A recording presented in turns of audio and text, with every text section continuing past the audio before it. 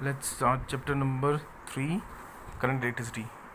ठीक है, तो जो करंट इलेक्ट्रिसिटी है ये भी इम्पॉर्टेंट चैप्टर है और ये इसका वेटेज लगभग 7-8 मार्क्स का आ जाता है हमारे पास। तो पहले हमारा इंट्रोडक्शन, ये वाला पार्ट हमारा इंट्रोडक्शन है। ये क्या दिखा रहा है कि जो इलेक्ट्रिक करंट है वो तब बनता है जब चार्जेस फ्लो करते हैं बेटा। ठीक है ना। अब चार्जेस फ्लो कौन से कर सकते हैं? वो इलेक्ट्रॉन हो सकता है, वो आयंस हो सकते हैं, और तीसरा होल्स हो सकते हैं। मतलब कहने का मतलब ये है कि जो करंट बनती है it is due to flow of charge per unit time. पढ़ा है हमने। ठीक है, तो सबसे पहले ये बता रहा हूँ, ये वाला पार्ट है, ये इलेक्ट्रिक करंट क्या होता है। तो इलेक्ट्रिक करंट होता है rate of flow of charge या charge flowing per unit time. Charge इसमें क्या क्या हो सकते हैं बेटा? चार्ज होते हैं इसमें इलेक्ट्रॉन्स किसमें फ्लो करते हैं? इलेक्ट्रॉन्स फ्लो करते हैं मेटल में। मेटल में जो फ्लो करते हैं इलेक्ट्रॉन्स, उनसे बनती है करंट बनती है। मेटल में सारे इलेक्ट्रॉन फ्री होते हैं। उन इलेक्ट्रॉन्स को एक ही डायरेक्शन में जब मूव करना होता है with the help of battery और सेल, तब जाके करंट बनती है। अदरवाइज एक फ्री करंट कैरिंग वायर में कोई करंट नहीं होती है, नेट करंट वहाँ पे ज़ीरो होती है। अगर बात करेंगे हम गैस की बात करेंगे या फिर हम इलेक्ट्रोलाइट्स की बात करेंगे। आप केमिस्ट्री में पढ़ते हैं इलेक्ट्रोलाइट्स करते हैं। तो इलेक्ट्रोलाइट्स में इलेक्ट्रॉन्स नहीं होते बेटा, उसमें आयंस होते हैं, कैटाइंस और एनाइंस होते हैं। ठीक है, उसके बाद एक और अभी आपको पढ़ोगे सेमीकंडक्टर। थोड़ा बहुत केमिस्ट्री में पढ़ा हुआ है सेमीकंडक्टर के बारे में, P type N type material है ना, डोपिंग वगैरह पढ़ा हुआ है, P type material N type material, intrinsic extrinsic. Semiconductor में इलेक्ट्रॉन्स तो फ्लो करते हैं। एक नया कॉन्सेप्ट आता है होल्स का।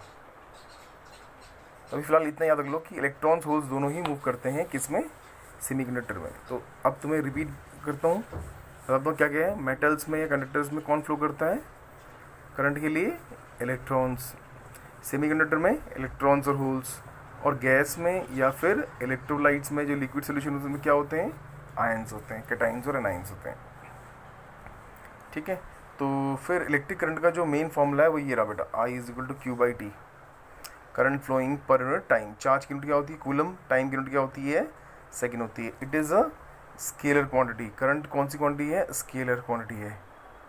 स्केलर क्वांटिटी मतलब है कि ये डायरेक्शन पर डिपेंड नहीं करती, वेक्टर के लॉ को ओबे नहीं करती बेटा। ये वेक्टर के लॉ को ओबे नहीं करती है ये ओबे। वेक्टर कौन सा लॉ होता है? वेक्टर का लॉ ये होता है आपका A² प्लस, अगर दो को ऐड करना तो कैसे ऐड करते थे? ये प्लस 11 में पढ़ा था ना, प्लस 2AB, क्या था फॉर्मूला वो? 2AB cos theta. किसी भी दो वेक्टर को कैसे ऐड करते थे? पहला मामला वेक्टर्स के। तो ये फॉर्मूला नहीं लगता इसमें। कैसे?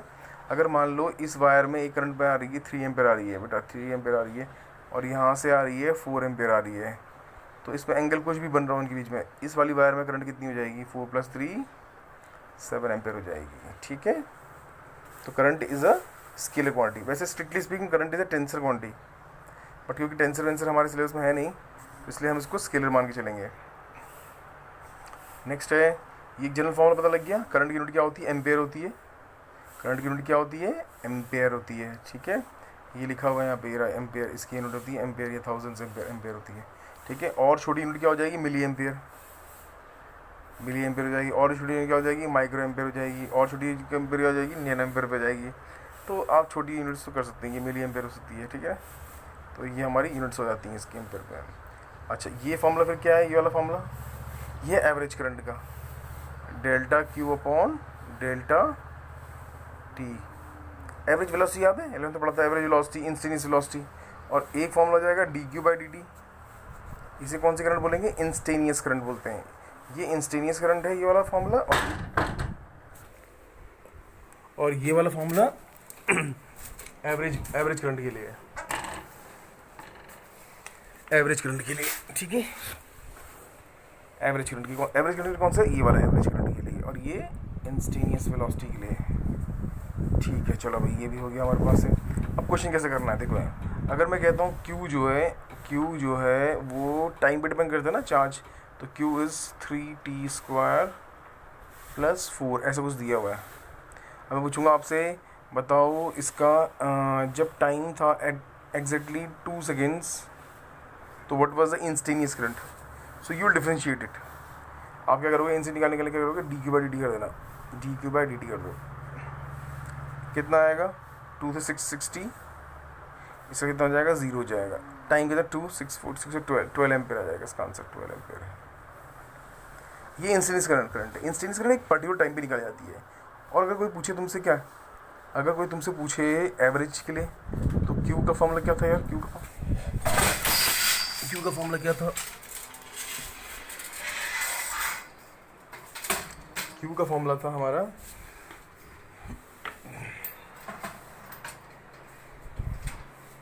ठीक है, क्यू का फॉर्मूला हमारा था, थोड़ा डिस्टर्बेंस हो गया यहाँ पे, सॉरी फॉर दैट, हवा बहुत तेज चल रही है। सो क्यू का फॉर्मूला क्या था हमारे पास, क्यू का फॉर्मूला था हमारे पास 3t² प्लस 4 था, ठीक है, 3t² प्लस 4 था हमारे पास है। तो अब हमें अगर वो पूछेगा एवरेज करंट पूछेगा, तो एवरेज पूछेगा जब टाइम 0 था तब से लेकर टाइम जब 2 सेकेंड था, इसके बीच में निकालो एवरेज। एवरेज में ना टाइम इंटरवल होता है, तो कैसे निकालोगे आप, पहले टाइम 2 की वैल्यू इसमें रख दो, कितनी आ जाएगी, 2 2 4 4 से 12 प्लस 4, ये कब आएगा, जब टाइम 2 होगा। जब टाइम 0 होगा तब कितना होगा, 0 पर रखोगे 0 0 जाएगा, ये पूरा 0 जाएगा, ये 4 रहेगा, तो 4 आ जाएगा इसका आंसर। इन दोनों का डिफरेंस निकाल लो, 4 से 4 कट जाएगा 12, यानी चार्ज कितना ट्रांसफर हुआ 12 हुआ, और टाइम इंटरवल कितना है 2 - 0, 2 से डिवाइड कर दो, तो ये आएगा 6 एम्पियर आएगा। तो ये हमारा 2 फॉर्मूले हैं बेटा, एक तो ये वाला फॉर्मूला हो गया जनरल फॉर्मूला, ये तो बहुत आसान है जनरल फॉर्मूला, बोलेगा चार्ज 2 कूलम है, टाइम 1 मिली सेकेंड है, 1 मिली सेकेंड है, तो बताओ कितना करंट फ्लो कर रहा होगा, तो 2/1 मिली मतलब 10⁻³ ऊपर आके कितना जाएगा 2 × 10⁻³ हो जाएगा। तो ये तो बहुत आसान है। और एक फॉर्मूला कभी कभी क्या होता है कि ना ये चार्ज होता है नंबर ऑफ इलेक्ट्रॉन में दिया होता है, आपको पता है क्यू का फॉर्मूला ये भी है ना Ne, तो आपको बोलेगा 1000 इलेक्ट्रॉन्स आर फ्लोइंग, तो 1000 इलेक्ट्रॉन्स, इलेक्ट्रॉन चार्ज कितना होता है 1.6 10⁻⁻19, और टाइम दिया हुआ है यहाँ पे, जो भी टाइम दिया है उसे डिवाइड करना है, तो ये भी फॉर्मूला बन जाएगा इसका, ये फॉर्मूला भी बन ही गया आपका, ये फॉर्मूला, इस सारे फॉर्मूले। अब ये कह रहा है इलेक्ट्रिक करंट इन कंडक्टर्स, इस पूरी कहानी में यहाँ से यहाँ तक क्या दिया हुआ है कि इलेक्ट्रॉन्स रिस्पॉन्सिबल हैं, इलेक्ट्रॉन्स किसी कंडक्टर में बहुत सारे होते हैं, जैसे कि आप एक गैस मान लो, एक कंटेनर में गैस के मॉलिक्यूल्स हैं, वैसे ही इतने सारे इलेक्ट्रॉन्स होते हैं, लेकिन वो रैंडमली मूव कर रहे होते हैं। रैंडमली मूव करने की वजह से क्या होता है, नेट करंट 0 होती है। तो करंट कब बनती है, करंट तब बनती है जब वो एक स्ट्रेट लाइन में मूव करते हैं, और इसमें क्या कोलिजन्स होता है, मतलब पूरी थ्योरी लिखी है, पूरी थ्योरी है इसमें, और इलेक्ट्रोलाइट सोल्यूशन में आयंस होते हैं, और ये सब, ये जो मैंने तुम्हें बताया थोड़ा बहुत, ये सब चलता रहता है इसमें, ठीक है, इसमें कोई दिक्कत नहीं है, कोई खास नहीं है। फिर ये बोल रहा है कोई इलेक्ट्रिक फील्ड नहीं होगी तो फिर करंट नहीं बनेगी, इलेक्ट्रिक फील्ड लगानी पड़ेगी तब जाकर करंट बनेगी। तो करंट बनाने के लिए हमें क्या करना पड़ता है, ये वाला डायग्राम देखना पड़ेगा अगले पेज में, है ना, ये वाला डायग्राम, ये वाला डायग्राम है, ये डायग्राम है। ये डायग्राम क्या दिखा रहा है तुम्हें, ये डायग्राम दिखा रहा है कि कोई वायर है, कोई वायर में आपने जब इस तरफ लगा दिया पॉजिटिव और इस तरफ लगा दिया नेगेटिव है, यानी इलेक्ट्रिक फील्ड लगा दिया अपने प्लस से माइनस की तरफ है, तो फिर इलेक्ट्रॉन्स मूव करेंगे, फिर इस तरफ मूव करेंगे ऐसे उस मेटल के। तो यानी आपको क्या लगानी पड़ेगी, बैटरी लगानी पड़ेगी, पहले पॉजिटिव लगानी पड़ेगी और यहाँ लगानी पड़ेगी नेगेटिव लगानी पड़ेगी, वोल्टेज लगानी पड़ेगी, तब इलेक्ट्रॉन्स फ्लो करेंगे एक पर्टिकुलर डायरेक्शन में। इलेक्ट्रॉन्स हमेशा नेगेटिव से पॉजिटिव की तरफ मूव करते हैं, और करंट चलती है हमेशा पॉजिटिव से नेगेटिव चलती है, याद रखना इसको, ठीक है। करंट हमेशा चलती है प्लस से माइनस की तरफ, करंट चलती है माइनस से, और इलेक्ट्रॉन्स मूव करते हैं माइनस से प्लस की तरफ मूव करते हैं, मतलब low potential to high potential move करते हैं, ठीक है। तो इसमें फोर्स कौन लगाता है, ये लगाता है इलेक्ट्रिक फील्ड। कितनी फोर्स लगाता है हर चार्ज पे, F = QE, F का फॉर्मूला क्या होता है, न्यूटन का सेकंड लॉ ma, सो ma = QE लगाता है। तो एक्सेलरेशन कितना आ जाएगा, एक्सेलरेशन आ जाएगा QE/m आ जाएगा, m से डिवाइड कर दो इसको से। पर ये एक्सेलरेशन ज़्यादा नहीं हो पाता क्योंकि कोलिजन भी होते रहते हैं ना, कोलिजन की वजह से एक्सेलरेशन बहुत ज़्यादा नहीं हो पाता। There is acceleration but there is collisions also, तो ये नहीं हो पाता बेटा, ठीक है। अच्छा जी, ये आ गया हमारे पास है। उसके बाद क्या है हमारे पास, उसके बाद यही चीज़ बता रखी है इसमें फिर है ओम्स लॉ यार, ओम्स लॉ बहुत इंपॉर्टेंट, ओम्स लॉ। पहले तो इसकी स्टेटमेंट याद कर लो, ये इसकी स्टेटमेंट है यार, ये वाली इसकी स्टेटमेंट है, ठीक है। कि जब भी हम किसी पोटेंशियल डिफरेंस लगाएंगे किसी कंडक्टर के क्रॉस, तो जो वी होगा वो डायरेक्टली प्रोपोर्शनल टू आई होगा। क्लास 10th का कॉन्सेप्ट है, कोई खास नहीं है। रेजिस्टेंस होगा, रेजिस्टेंस की यूनिट ओम होगी, सिंबल हो जाएगा, ये सब लिखा हुआ है। साथ में क्या है, इसमें साथ में ये है कि ये दिखा रखा है, ये किस किस फैक्टर पर डिपेंड करता है, ये देखो ये किस किस फैक्टर पर डिपेंड करता है। यानी रेजिस्टेंस डिपेंड करता है लेंथ पे बेटा, लेंथ पे डिपेंड करता है। वैसे तो रेजिस्टेंस का फॉर्मूला ये है, resistance is equal to V upon I, but resistance V और आई पे डिपेंड नहीं करता, क्योंकि वी और आई पे जो ग्राफ आता है वो स्ट्रेट लाइन आता है बेटा। इसका मतलब क्या होगा, resistance is independent of V and I. Why, अगर आप वोल्टेज को डबल करेंगे तो करंट भी डबल हो जाएगी, तो ये कट जाएगा, तो इसका मतलब रेजिस्टेंस चेंज होगा नहीं। रेजिस्टेंस पर डिपेंड करता है, लेंथ पर डिपेंड करता है, एरिया पर डिपेंड करता है, और मटेरियल पर डिपेंड करता है। 3 फैक्टर आ जाएंगे। किस किस पर डिपेंड करता है, रेजिस्टेंस डिपेंड करता है रो एल बाई, अभी प्रूव करना है ये क्लास 10th में पढ़ा हुआ है तुमने। लेंथ पर डिपेंड करता है डायरेक्टली, मतलब लेंथ जितनी वायर लंबी होगी उतना रेजिस्टेंस इसका क्या हो जाएगा, बढ़ जाएगा। और जितनी मोटी वायर होगी एरिया बढ़ जाएगा। मान लें मोटी वायर है, एक ही पतली वायर है, एक ही पतली वायर है, एक मोटी वायर है, तो रेजिस्टेंस ज़्यादा किसका होगा, ज़्यादा इसका रेजिस्टेंस होगा। इसका रेजिस्टेंस क्या होगा, कम हो जाएगा, इसका रेजिस्टेंस कम हो जाएगा। क्यों कम होगा, इसमें इलेक्ट्रॉन्स आराम से फ्लो करेंगे, स्पेस ज़्यादा है, इसमें स्पेस ही नहीं है, तो कोलिजन्स होंगे इसमें ज़्यादा, तो रेजिस्टेंस ज़्यादा हो जाएगा इसमें, है ना, ठीक है। इससे सब समझ सकते हैं। तो ये रेजिस्टेंस आ जाएगा हमारे पास। रेजिस्टेंस लेंथ पर डिपेंड करता है और एरिया पर डिपेंड करता है। ये सब लिखा हुआ है इसमें। ये रहा भाई हमारा ओम, सिमन ओम, जर्मन फिजिस्ट था जिसने ये ओम का निकाला था एक्सपेरिमेंट। ये दिया हुआ है रेजिस्टेंस कैसे डिपेंड कर रहा है। ये जो सब सारी चीज़ें दी ना मैंने, जो समझाई अभी आपको कि रेजिस्टेंस कैसे डिपेंड करता है, तो यहाँ पे वही लिखा हुआ है, रेजिस्टेंस लेंथ पर डिपेंड करता है और रेजिस्टेंस एरिया पर डिपेंड करता है। अच्छा, रो का मतलब क्या हो गया, रो का मतलब मटेरियल कैसे है।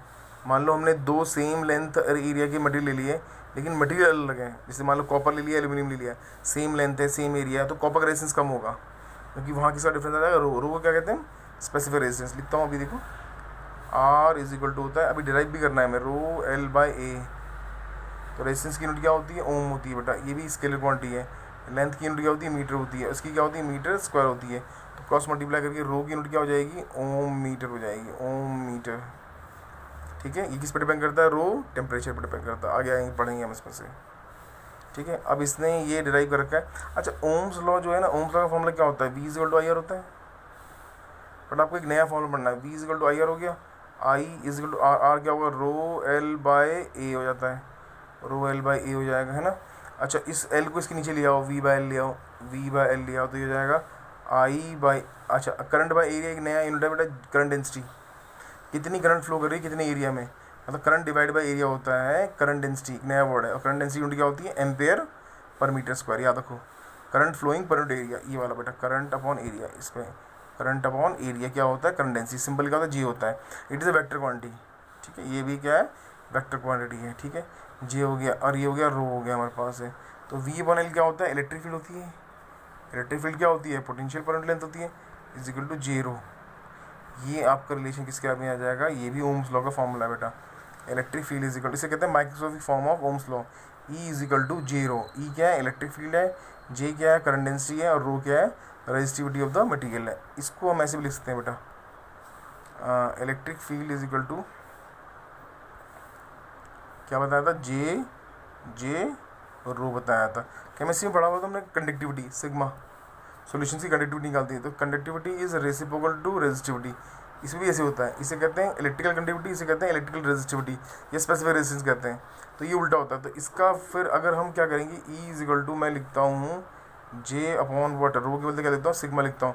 तो क्रॉस मल्टीप्लाई करेंगे, जे इक्वल टू कितना आ जाएगा, सिग्मा ई आ जाएगा। कहने का मतलब है इसको हम इस तरह से भी लिख सकते हैं, क्या से लिख सकते हैं, जे इक्वल टू सिग्मा ई भी लिखा जा सकता है, जे इक्वल टू सिग्मा ई भी लिख सकता है। जे क्या है, current density, current per unit area हो जाएगा, ठीक है। सिग्मा क्या होगा इसमें, सिग्मा होगा इलेक्ट्रिकल कंडक्टिविटी होती है बेटा। इसकी यूनिट क्या होती है, रेजिस्टिविटी का उल्टा। रेजिस्टिविटी यूनिट क्या बताया मैंने, ओम मीटर आई थी, तो इसकी हो जाएगी ओम इनवर्स मीटर इनवर्स, ठीक है। करंट डेंसिटी यूनिट क्या होती है, एम्पेयर पर मीटर स्क्वायर होती है। और इसकी क्या होती है, वोल्ट पर मीटर होती है, या न्यूटन पर कूलम होती है। ये कौन सी क्वांटिटी होती है, ये वेक्टर क्वांटिटी होती है। ये कौन सी क्वांटिटी, वेक्टर क्वांटिटी, ये स्केलर क्वांटिटी होती है। तो ये सब चीज़ें याद रखनी है, रिलेशंस आते हैं ड्राइव करने को। एनसीईआरटी बहुत इंपॉर्टेंट है, एनसीईआरटी हर चीज़ पढ़ लो। कंडक्टिविटी आ गई। अब आपको क्या पता ड्रिफ्ट वेलोसिटी का आ गया, ये रहा ड्रिफ्ट वेलोसिटी। तो ये क्या दिखा रखा है ड्रिफ्ट वेलोसिटी, ये दिखा रखा है कि किसी वायर में, मतलब वायर है, मान लो वायर में जो इलेक्ट्रॉन्स मूव कर रहे होते हैं ऐसे मूव कर रहे होते हैं, रैंडमली मूव कर रहे होते हैं। रैंडमली मूव करने का मतलब है सबका एवरेज जो आएगा u1 plus u2 plus u3 करते करते करते करते करते डिवाइड बाय n करेंगे तो उसका आंसर क्या आएगा, 0 आएगा। मतलब एवरेज वेलोसिटी 0 है। ये देखो, ये लिखा हुआ है एवरेज वेलोसिटी 0 होती है जब हमने इसको किसी बैटरी से या सेल से कनेक्ट नहीं किया होता है। ठीक है, अब हम क्या करते हैं, उसमें फोर्स लगाते हैं। मतलब फोर्स क्या, इलेक्ट्रिक फील्ड लगाते हैं। इलेक्ट्रिक फील्ड मतलब यहाँ प्लस लगा दिए, यहाँ माइनस लगा दिए, इलेक्ट्रिक फील्ड लगा दी हमने। तो अब सारे इलेक्ट्रॉन्स क्या होंगे, पॉजिटिव की तरफ मूव करेंगे, एक ही डायरेक्शन में मूव करेंगे, सारे इलेक्ट्रॉन्स मूव करेंगे। ठीक है, तो फोर्स कौन लगा रहा है इसमें, फोर्स लगा रहा है इसमें इलेक्ट्रिक फील्ड लगा रहा है, F=QE लगा रहा है इसमें। फोर्स कितनी लगा रहा है, M×A लगा रहा है। M×A=QE, Q को लिख सकते हैं हम, E=E लिख सकते हैं। इलेक्ट्रॉन का चार्ज क्या होगा, नेगेटिव होगा, माइनस साइन दिखा रहा है उल्टा।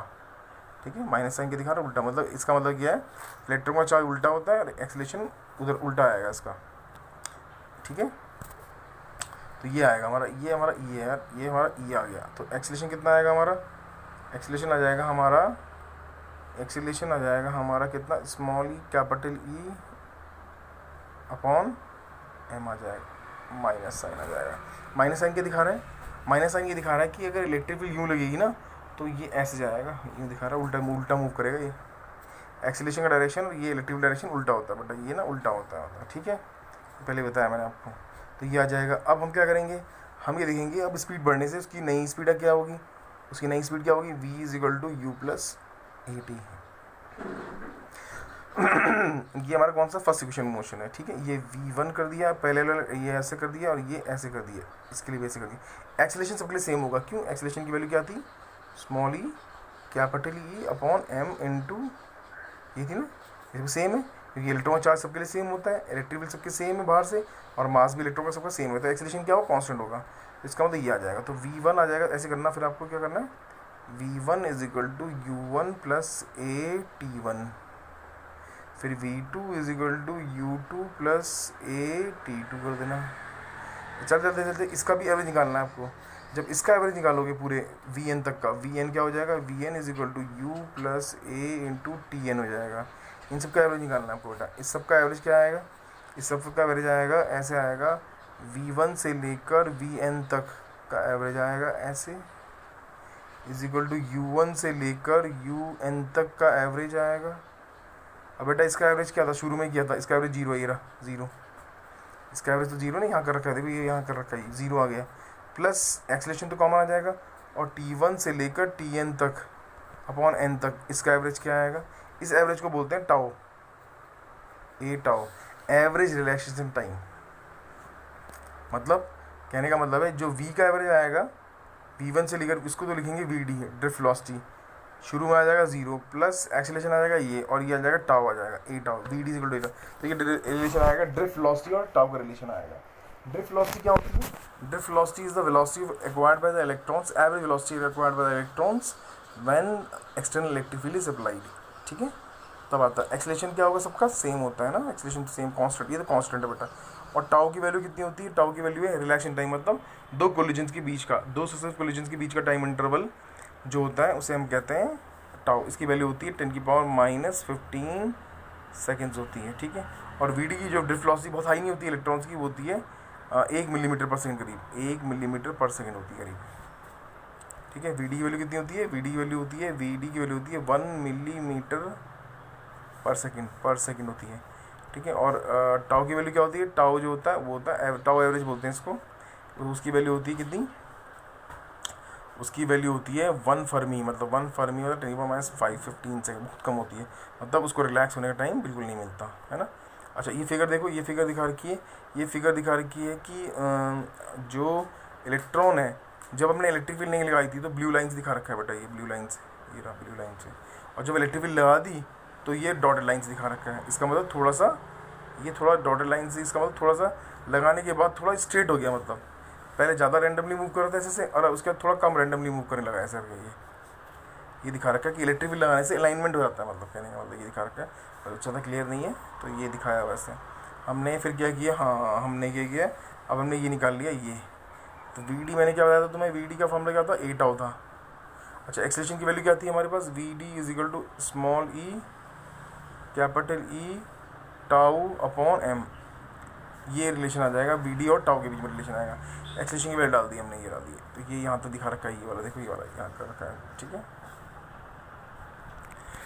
तो V D is equal to कितना आ गया हमारे पास, V D is equal to आ गया small E capital E upon M into tau आ गया। अब यहाँ पे एक और टर्म आएगी, ये बना रखा है करंट कितना फ्लो करेगा इसमें, करंट फ्लो करता है टोटल चार्ज अपॉन टाइम आएगा। अब इसको क्या करना है, टोटल चार्ज का मतलब हो गया हमारे पास चार्ज कितना फ्लो करेगा, एनी अपॉन टी, ये फ्लो करेगा। अब इसको वॉल्यूम से मल्टीप्लाई करना है, टोटल चार्ज हमें निकालना है पूरे वॉल्यूम में कितना होगा, तो वॉल्यूम कितना होगा, इसका वॉल्यूम कितना होगा, इसका वॉल्यूम होगा इसका लेंथ और इसके एरिया से मल्टीप्लाई कर दो, इसके लेंथ और इसके एरिया से मल्टीप्लाई, ये total charge per unit volume बोलते हैं इसमें, पर यूनिट वॉल्यूम। और लेंथ अपॉन टाइम क्या हो जाएगा, स्पीड हो जाएगा। तो स्पीड को लिखेंगे हम क्या, स्पीड को लिखेंगे हम I is equal to N E A और लेंथ अपॉन टाइम वेलोसिटी, ये फॉर्मूला बहुत इंपॉर्टेंट है, relation between current and drift velocity, ये होता है बेटा, relation between current and drift velocity, जो यहाँ पे दे रखा है, ये यहाँ पे दे रखा है करंट वेलोसिटी में। तो करंट का रिलेशन क्या होता है, करंट का रिलेशन क्या होता है, करंट का रिलेशन होता है, करंट इज इक्वल टू होता है N E A V D, V D क्या है, ड्रिफ्ट वेलोसिटी है, ए क्या एरिया, एरिया क्या होता है उसका वायर का पाई स्क्वायर हो जाएगा। इलेक्ट्रॉन का चार्ज कितना होता है 1.6 × 10⁻⁹ कूलम, एन क्या है, कितने इलेक्ट्रॉन से पर यूनिट वॉल्यूम, ये से दिया होगा, इसकी यूनिट पता कैसे दी होगी आपको, 10⁻19 इलेक्ट्रॉन्स पर मीटर क्यूब, m⁻³ ये दिया होगा सर का आपको, ठीक है, नंबर डेंसिटी दी होगी आपको। अच्छा उसके बाद क्या करना है आपको, अब आपको आगे करना है जे निकालना है, इसमें जे कैसे निकालें, तो हमारे पास करंट का फॉर्मूला क्या था यार, करंट का फॉर्मूला था N E A V D था।